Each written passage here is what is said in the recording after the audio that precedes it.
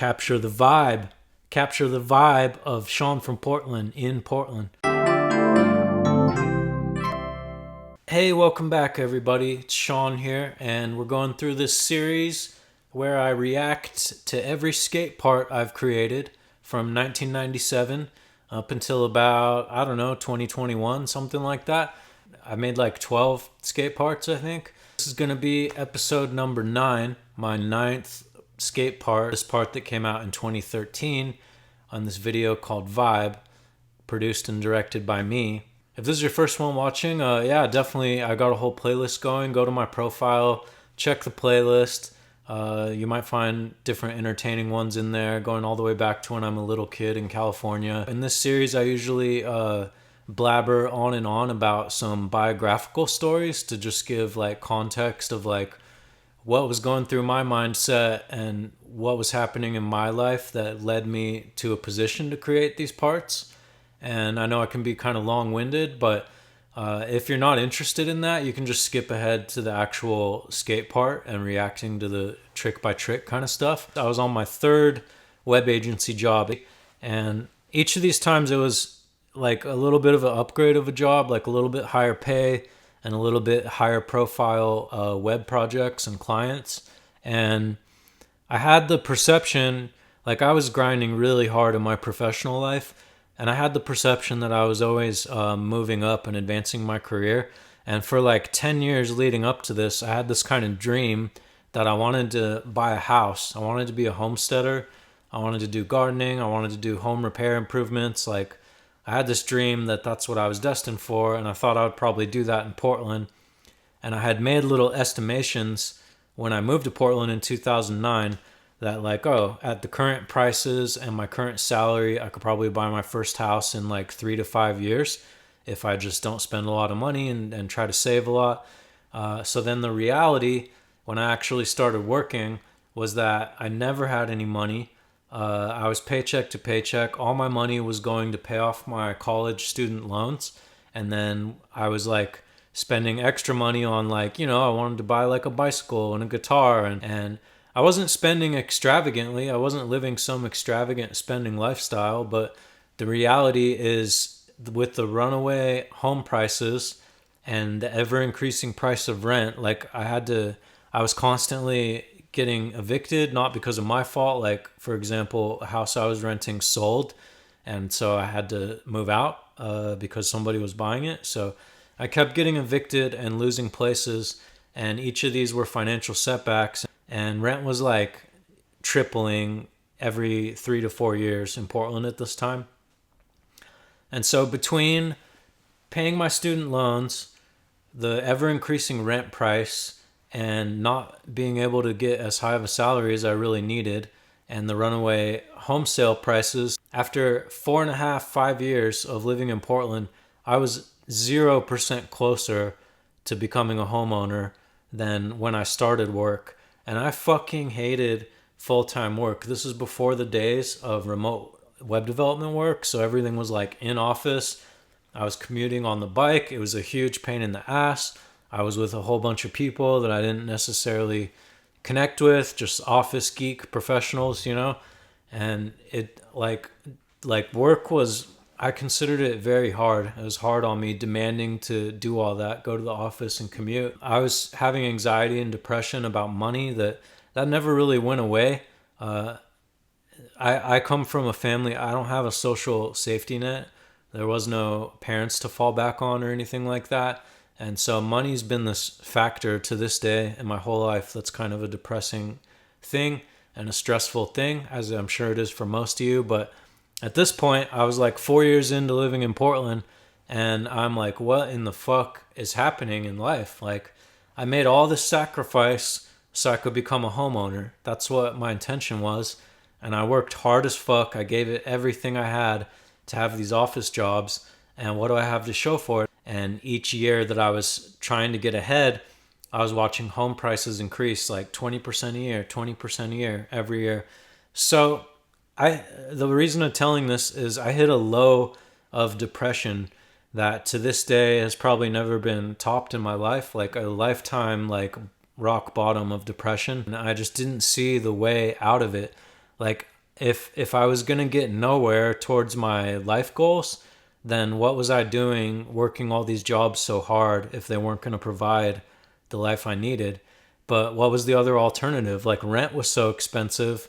Like if I stopped working, like I would probably wouldn't be able to afford rent, at least in Portland. I would have to, I don't know, go to a small city or something. So I just saw no way out. I saw no alternative. I couldn't think of a way forward. And so I kind of got in this loop of just like chain smoking weed and playing Skate 3 and not even skating all that much, skating a little bit. I was just like not exercising, not taking good care of myself, and then just being in an overall just shitty mood, just being in a bad mood from spending my whole life that way and watching like the most prime years of my life go by this way and feeling like I was getting nothing in return for it. So I was like 28, 29, coming up on 30 years old in the making of this video. I guess you call it quarter life crisis or something of meaning. Just like, what the fuck is life? Like, is this what is in it for me? I just was not happy about the way life was going. And I got to a point I'm like, I need to change something. I can't live like this. And I even like tried getting on like antidepressants, but I hated the way that that made me feel. So I quit that shit. And I mean, smoking weed honestly was like making me feel better than being on some pharma antidepressants. So I was like thinking like, fuck, I need to get my shit together. Like I should get more fit and I need to like set myself a challenge. That's what I came up with. Or I need a project is what I came up with. So since I was like spending my time playing Skate 3 and thinking what a waste of fucking time, and just like zoning out with the bong and like playing Skate 3. So I was doing that for a while and I recognized that that was a stupid way to live. And I was thinking, well, if I'm willing to waste my time playing video games, I should at least do something more productive about it. So originally, I promise this is all related to how this video came about. So originally, I had this idea. I know I'll make the first documentary on YouTube that's an in-depth documentary about the history of skateboarding video games. And I thought I was uniquely qualified for that because my particular age that I am, like I've literally been around since the first skate games ever came out, like 720 and Skate or Die 1 and 2 and all these type of games. I played all those games back on NES, original Nintendo, since like, 1990. And I had every time a skate game ever came out, the whole time I was growing up, I always tried to get my hands on it and at least try it and get familiar with it. And so I was going to make a skate documentary and like capture gameplay footage and try to play every skate game ever with like bringing a real skate style to it and then like talking about the evolution of skate games. So I actually went so far as to buy every console basically that ever existed, and I bought like every skate game that ever existed. I had a whole tub full of video games, and I was like just beginning to work on that project. And again, the whole point of this was to just like give myself a project to have like some purpose in my life. No more than like a week or two into starting that project, something just dawned on me. I'm like, what the fuck am I doing? Like, I've been skating for whatever, I don't know how long, 15, 16, whatever years. I'm like a really talented skater. I have a lot of passion for skateboarding. I'm in a position right now where I need to get more in shape. I know I need to be more active in life to like help with this depression.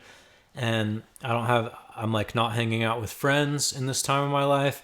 And meanwhile, I have all these friends everywhere in Portland, Eugene, San Francisco. I've got all these friends that I could link up and skate with and who would love to like collaborate on a project. And so I just felt this almost like guilt about doing this dumb video game project.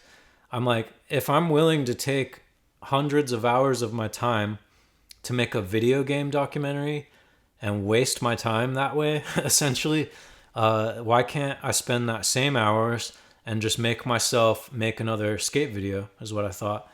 And so it was almost like guilt tripping myself. I'm just like, it would be lame to just like give up my skate career. And in the prime years, I've already made multiple times I've already made full scale, full on skate video productions, premieres in the theater with 300 to 500 people there watching it. Like I've already done that 3 times or more, and I've already filmed a bunch of parts. So if I'm gonna do this, I'm not just gonna keep making the same video and doing the same thing. So what do I have to do this time if I'm really gonna do this that's different from all those? So I started thinking about it like, what if this is the last skate video I ever made in my life? What if this is my last skate part I ever made in my life?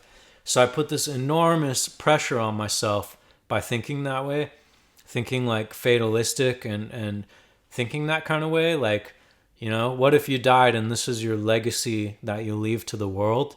Do I just want to walk away from the skate game as being just kind of average, like hometown hero kind of dude that messed with skating and kind of dabbled in some videos? Or do I want to am I capable of more of that? And I knew the answer in my heart was I'm capable of more of that. I knew I could produce a really top quality skate video. Like I knew I had all the skills. I knew I had all the pieces there. It was almost like I couldn't live with myself unless I tried to go all in one more time and make the best possible feature-length skate video I could make. And that, my friends, is where the skate video vibe was born out of. It was really just a challenge I set for myself to try to pull myself out of depression. I was like, man, if I'm capable of doing this, if I can actually pull off this video, I can't be this depressed if I do that. I will have achieved something beautiful if I do that, and I know that that'll make me feel good. That was the thought process. That's what went into making Vibe. Yeah, that's what went into making Vibe.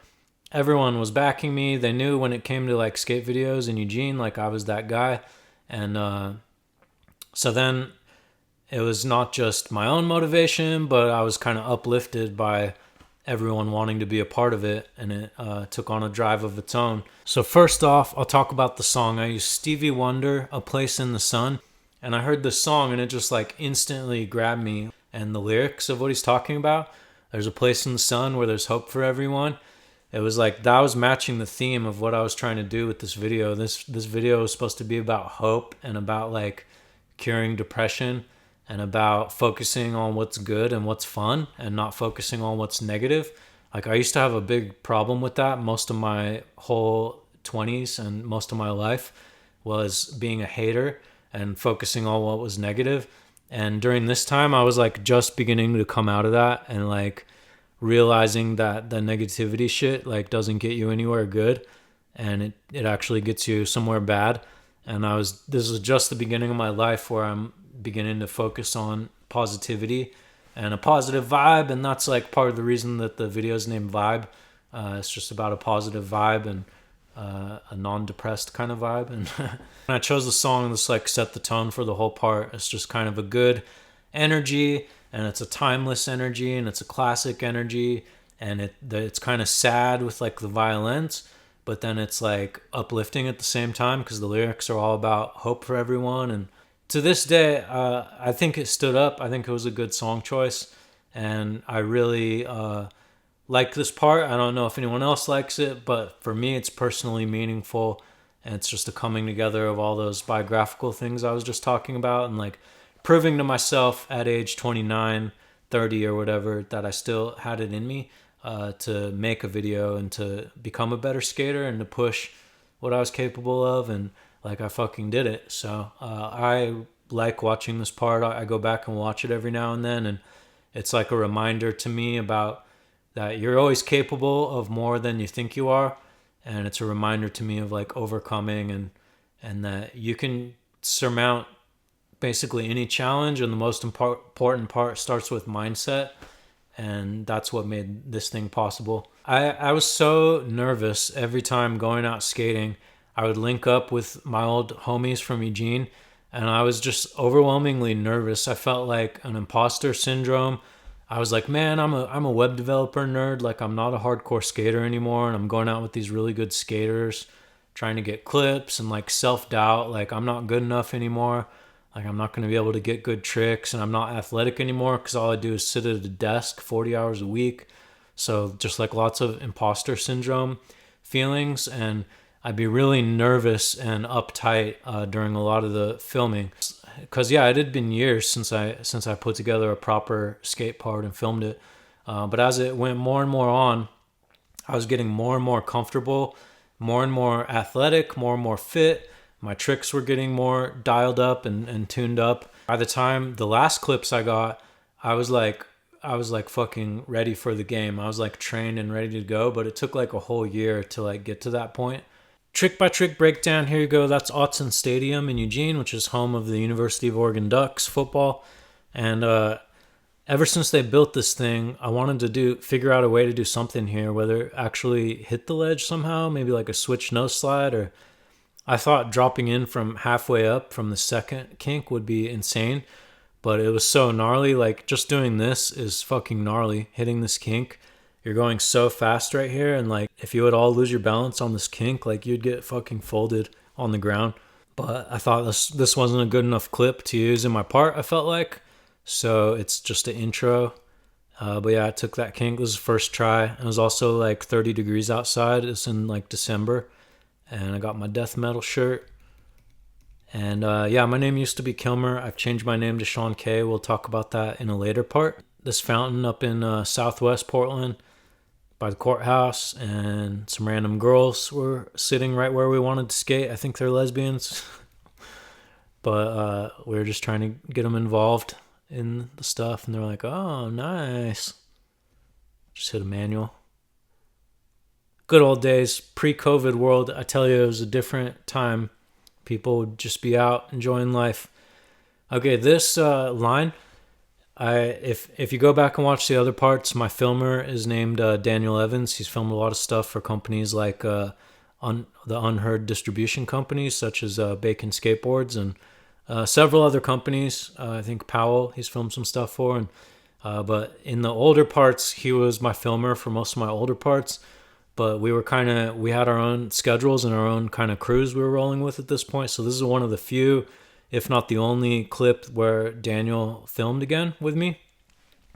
And it's funny because I was trying to film for this video, and like nobody is as good of a filmer as Daniel. And so with everyone I filmed with, mostly skaters who weren't like full-time filmers. So I was always like coaching. I was like, I had to do the trick, but then I was also like coaching the filming, like, no man, get it like this, or you got to move this way, or you got to go faster. And then Daniel just fucking knows what to do. And I just handed him my camera. And I noticed in this clip, the energy is different. If you get with a good filmer, the whole energy becomes different. You feel uninhibited when you're the skater. Like sometimes there's like an extra push that you wouldn't take when someone doesn't know how to film, because you know that you're going to be like too far out of the shot if you push too far ahead. Whereas like if you're with a pro filmer like Daniel, you get uninhibited. You just know homie's going to get the shot, and I just need to focus on the skating. And then your mind is free. You're not thinking of like the shot and stuff. And I see that reflected here. It's too bad I couldn't have worked with Daniel on this whole entire video, but he didn't have time for that, to work around my schedule and to do an unpaid project like this. But yeah, look how fat the switch heel is. This is what I was saying, that at the end I was dialed.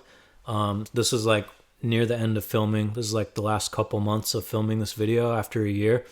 So I was just like ready for the game by the time we were done. like I was never gonna miss a switch heel, and that's like high, and this like popped all good, and land it clean, casual.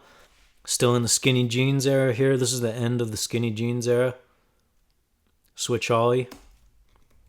I like that too. That's a good photo right there.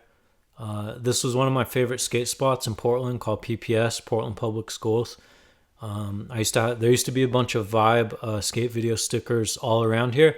I don't know if they're all pulled off and removed by now. They probably are, but keep an eye out for those if you ever go skate there. See if you can find an old Vibe sticker.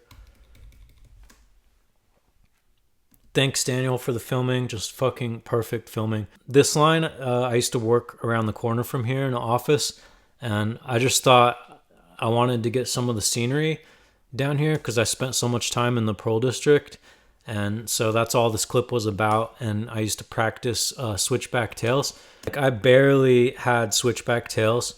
I would go out in front of my house for during the summer on the curb, and I would just try switchback tails on an unwaxed curb like 100 times a day. And all this clip was like is like a childhood.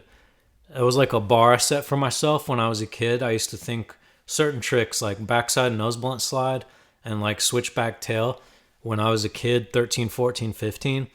I used to think to myself, how in the fuck does anybody do that trick? Just like so impossible. Like already just like perfecting an ollie was hard enough. And then thinking of like a switch ollie and like switchback tail, it just used to be like mind blowingly difficult to me. I couldn't even like conceive of how it was humanly possible. And so even though the switchback tail is like the ugliest thing ever, it's like so bad. It's like it's really just like a back 180 and like slapping the thing on there. It's so bad, but that just I've done better ones, but that just was what I got. Like how can I fulfill the dreams of my 15-year-old self? And switchback tail was one of those things. It was like a checklist. Like I want to get a switchback tail on video before it's all said and done. So this is the only one I've ever gotten on video, and it sucks, but I fucking did it. Have you gotten a switchback tail on video? Like, yeah, that's a certain bar of skater. Like, if you get to the point of getting a switchback tail in the street, like, you've reached a certain bar of skating. Hilton, I didn't have much here. I just kind of wanted to get it because of the way it looked, the marble ledge and the lighting. And I think I had done this way further out. I was trying to grind the whole entire ledge, but I just turned it into this. This was a bail of trying to grind the whole thing.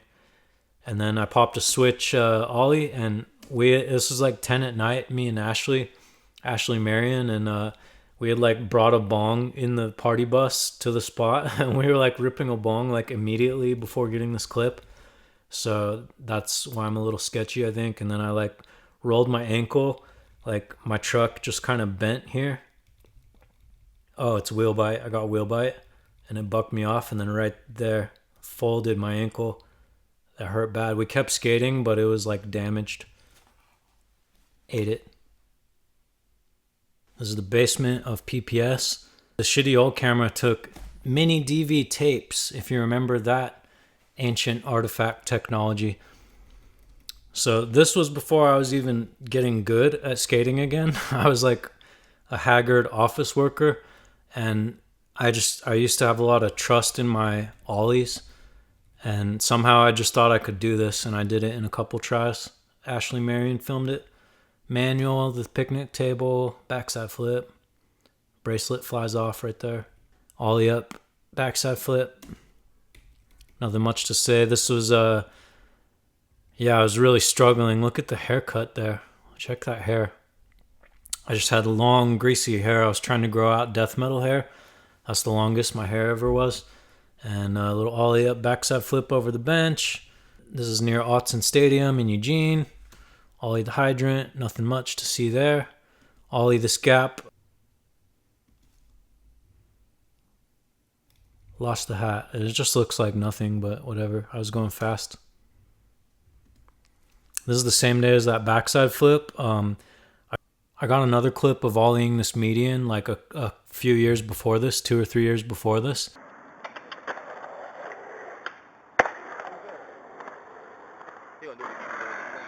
No, that was clean as fuck. And that was actually shot by Daniel on a Gen 1 iPhone. And I think he told me that Gen 1 iPhones didn't even natively shoot video. You had to get like a third-party like hack app to even shoot video. So yeah, I got this on a Gen 1 iPhone. And I did it clean back then, but in the height of my being unfit and depression here, I landed it really shitty. Look at that landing. Lean back, barely have it. Shitty, but didn't clean it up. I don't know why. Should have cleaned it up. But quick story about this day. This turned into one of the scariest days of my life. This is just a little side story. We'll get back to the trick by trick play breakdown. This was like the first hot day of the season, just about. It was sometime like early in spring or something. And so I hadn't been used to the weather either. And it was like killing me. And this is one of the first times that we went out to film, and I tried to just instantly go back to the days of when I was younger. At age 22, you're just like indestructible. You can just go out for 12 hours, skate all day, skate hard as fuck, just keep pushing forever. But I at like near 30, I was like no longer indestructible, and especially when I was like not keeping up on my fitness game. I was like stressed from my job and from having imposter syndrome for this video. And it was like a hot, muggy day that I wasn't used to. And I was trying these high energy tricks. Like I was trying to just immediately go back with no practice and to skate like how I used to skate. And on this day, I was fully humbled. So what happened, I'll put in this other clip that didn't make it in this video, is that me and Ashley, we just tried to skate like that. We went out all day, like 10 in the morning, didn't get a very nutritious breakfast. I just had like coffee, wasn't paying attention to my nutrition. I didn't even used to carry water bottles around, so I was like mad dehydrated. By like 3 in the afternoon or something, 4 in the afternoon or something. This is one of the only times I've ever had this happen, but you can actually pass out from being dehydrated and overexerted and being out of shape. Like if you're a 40-hour-a-week office worker and you just decide, I'm going to go run a marathon, and you just go out the door and you just barge it and try to run a 26-mile marathon, like you're going to fucking pass out. You're going to make yourself pass out. And I never had that concept in my head before. So on this day, I pushed myself so hard, I fucking passed out, and I honestly felt like I was dying. It was like dehydration and malnutrition and pushing way too hard. And looking back on it as an adult today, and like I take nutrition and hydration seriously now. Like, look, I never don't have the water by my side. And this was kind of the day that prompted me to take those things seriously. Like, I honestly thought I might like die, and Ashley was super worried. But shout out to Ashley. He like babysat and watched over me, and ended up like laying in the shade for a long time. And I couldn't even fucking get up. I couldn't even like stand. My legs just would like buckle under me, and the frustration was mounting. I was trying to get this backside tail, and I was coming super close, and every time I was going up to do it, I felt like I might pass out. And nowadays, as an adult, I'm like, what the fuck? If you get anywhere close to feeling that way, you need to sit down. You need to sit down and drink water and breathe and take a load off. Like, you should never be getting anywhere close to where you're feeling like you're actually passing out from physical activity. Like, you're doing something super, super wrong if you ever feel like you're redlining like that. And I just hadn't learned that lesson yet in life. And this was the day that I learned that lesson. This is the day I learned that lesson. I just pushed too fucking hard being dehydrated, and it was really scary, and I passed out, and it was a terrible experience to go through. And ever since then, I never let that happen again. I'm always hydrated, and I always stay within my abilities, and I try to stay more calm and aware of what I'm actually doing. Play it safe, kids. Play it safe, kids. I don't want anyone to pass out. You got to bring water. Bring water on the session every time. If you're out of breath, stop and take a breather. If you're overheated, sit in the shade. I'm telling you, like, don't mess with this shit. Like, people have died doing marathons and stuff when it's too hot out. This is later in the filming, just trying to give my little more creative tricks. Doing a front 180 boneless. Firecracker down the stairs. Fast plant. Filmed by the homie Isaiah. He's in this video too. During the years I lived in Portland, I lived off of Alberta Street.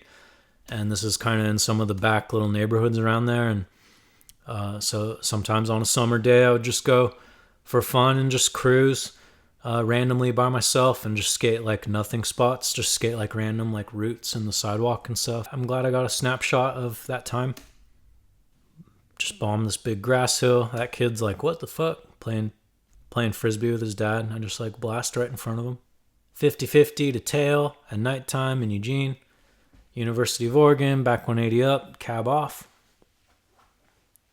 Little sloppy on the bounce. That was just a found free, see the ad right here, free.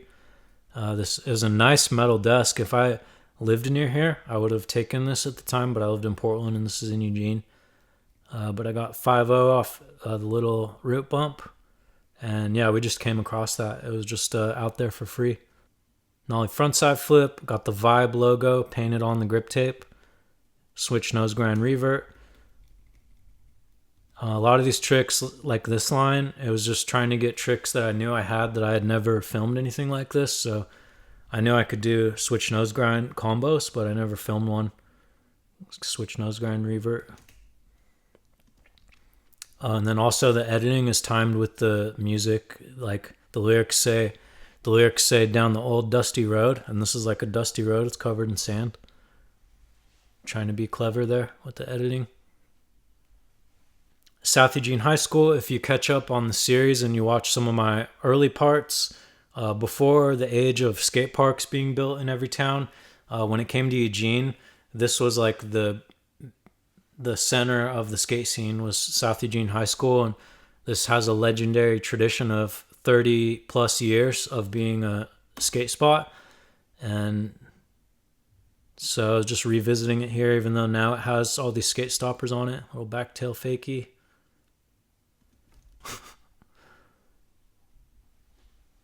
Fifth Street, Eugene, switch ollie over. I wanted to do something else. I wanted to switch heel it. That's what it was. And it was a hot day and it just wasn't coming together. So just settled for the little switch ollie. Same thing here. I wanted to get a Smith frontside flip. And I tried it on a few different days, but I never put it together in time for the video. So I just got this windowsill Smith front 180.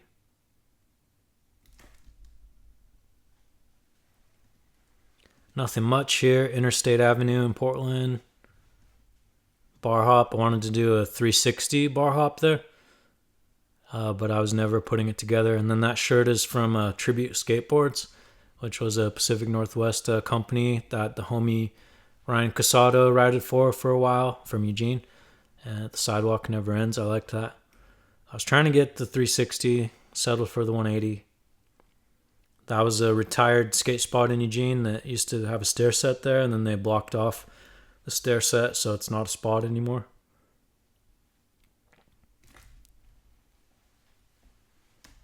Little line, throw the hard flip. I wouldn't take that landing anymore. Too messy. But a board slide, and then these tricks I didn't even have planned after the board slide. I was just like, oh, I'll just throw off some flip tricks if I land the board slide, and I got them. And another editing thing, since I did the same sequence of tricks there, because those are two of the flip tricks I was like most comfortable with. And then so I did it here in Portland too. Nollie half cab heel into the bank, switch frontside flip, no push. Wished I landed it cleaner. Junction City, Oregon skate park. We got the nollie tail up into the big spin. I used to do this trick on a lot of things. This is probably the best one I ever got on video with the Fallujah death metal shirt. I've met that band before. I went out to get donuts with them in Portland. Alton Baker Park, Eugene, ollie up under the bridge, use it as a launch ramp. Try to just get some air. Tried to figure out something cooler to do here, but all I got was this back 180. Not very good. This one I like because this is just a front 180 over this hydrant, but if you go here, if you go to this outside of Autzen Stadium near U of O, I'm sure the spot is still here. And go help yourself and look at it because it's awkward. It's like alley-oop. Like you have to front 180 the wrong way to do this. So it's like alley-oop front 180. And you can see I just barely even made it onto the sidewalk. And then I caught some of the gravel corner right here. The wheel went into that gravel corner. That's why my hands are high. I'm like, whoa, I just surfed it out. So that's a clip that doesn't look like much, but it's one of the personal satisfying clips. I like the ride away through the gravel, powering through, trucking it. Ba-ding, ba-ding.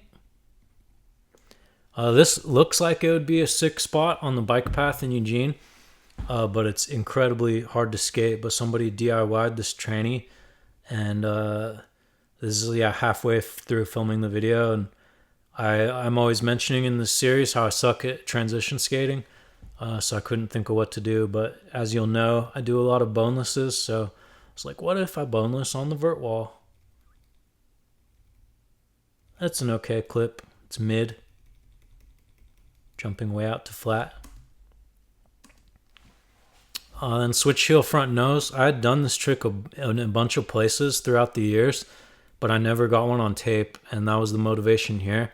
I was like, oh, let's just get one on tape in a street spot, and I couldn't find a good spot. This was a strip club on Burnside. I don't think it's there anymore.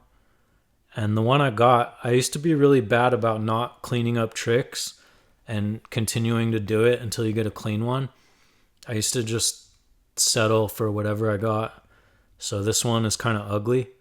My posture while I'm sliding and my foot and stuff, and then I bobble. Look how ugly that is. That's gross. I bobble, lift my foot up slightly. I didn't touch the ground with my foot, but it's just not very good. Should have cleaned it up.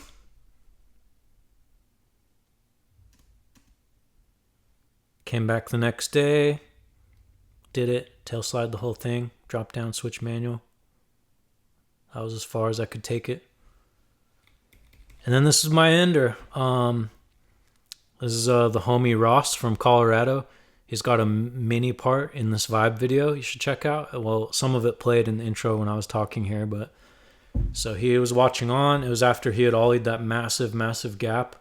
And then we came down to this spot, and I hate my outfit this day. This was a depressed summer day where just Ashley and Ross got me out to skate. I didn't even want to skate this day. I was just fully inside, just like whatever, smoking weed and depressed. And I hate my outfit here. My hair was so fucked up. I just tied a bandana over it. I'm just wearing dirty clothes. I don't know. I just use this as the ender because it's not, to me, it wasn't just about using the best trick as the ender. I wanted to kind of personally capture, the main thing people remember when you make a skate part is your opening line and your ender, and they'll just forget everything else that came in between. So I use this as an ender because, for one, I thought no one else is gonna do something like this. I thought this was kind of uniquely my style of thing. I like just doing kind of funny things, and I could have done it cleaner. I should go back and do it cleaner another day. Little tail stall. And then this looks really tic-tacky when you watch it in full speed, but if you watch really close of where the wheels were, every single one of those little tic-tacs was necessary to avoid to pull off the trick. So it's immediately landed. It goes off into a grind, tic-tac, back up onto here, and tic-tac the back truck, drop down, tic-tac, and the boneless was improvised. I didn't have that planned. I was already in that position, so I just improvised this boneless. And I like how this Superman kid had a front row seat to it. This girl missed the show. She missed the whole performance. She didn't see it. But the Superman boy, look at him. He's locked in. He saw something he'll never forget. That time that crazy old dude rode his skateboard across the fountain. And every time he goes back there, he's going to remember that. I also chose it as my ender because this spot, this park, is it called? Ainsworth Park? I can't even remember now. But there's this it's a pretty rose garden. It's a really scenic little spot, especially in the summer and in the rose season. And otherwise, a lot of Northeast Portland is not that pretty. And it's this really pretty park here. And I did spend a lot of time there, going on dates with girls and picnicking, and used to go do yoga in the park here and stuff. It was just down the street from my house. And since I spent a lot of time in this park, that's why I chose it. Then the ender, this is just a B-roll clip. I bombed down the end of Mississippi Street. It's really steep, and I'm not even that good at bombing hills, but I bombed it down and got this view of Portland. And again, it's just to tie together this whole Portland experience of my years there in Portland and capture the vibe of Sean from Portland in Portland. That's what we were doing here. There you have it. That's Vibe, filmed in 2012 to 2013. Produced and edited by me. Full-length skate video. Check it out. Link on YouTube. Links in the description to the full video. And I guess we'll just wrap it up with our closing thoughts. And thanks for watching this far. By the end of filming Vibe, I had already bought a VW Eurovan, and I was already like, for like 6 months, I had been like scheming on, after I make this video, I'm gonna like quit my job, I'm gonna do van life, I'm gonna try to get independent clients and make my own money, and I'm just gonna live in a van because fuck paying rent, all those things I said I was depressed about money and about the high price of rent and about hating my job. I was like actively trying to solve those things. I wasn't just gonna sit back and complain about it and accept it. There's the Eurovan right there. So we called it the party bus, and just this white Eurovan, 1993 van. If you come back and watch some of the next parts in this React series, you're gonna see me start to travel, and I was able to actualize that van life dream. But this is the beginning of that dream was beginning to take shape, and it was motivated out of like trying to solve these problems that I was depressed about in life. I want to say shout out Jordan Brandt. Super cool dude. He was kind of like something like a team manager at Tactics back in the day, and kind of like a social media manager, coordinator, but also a good skater and a dude I had known for a bunch of years. And shout out to him because I wanted to premiere this when we finished it. I wanted to premiere it again, just like the good old days at the Bijou Art Cinema. And he stepped right in and totally helped. Like, there wouldn't have been a premiere of this video at the Bijou Art Cinema without Jordan Brandt, I don't think. But he stepped in and got the support of Tactics, got like whatever prizes, and helped promote it, and helped run ads for the flyer and stuff. And we had a packed house at the Art Cinema and premiered this. And when the premiere was going on in Eugene, I was at home in Portland, overcome with social anxiety.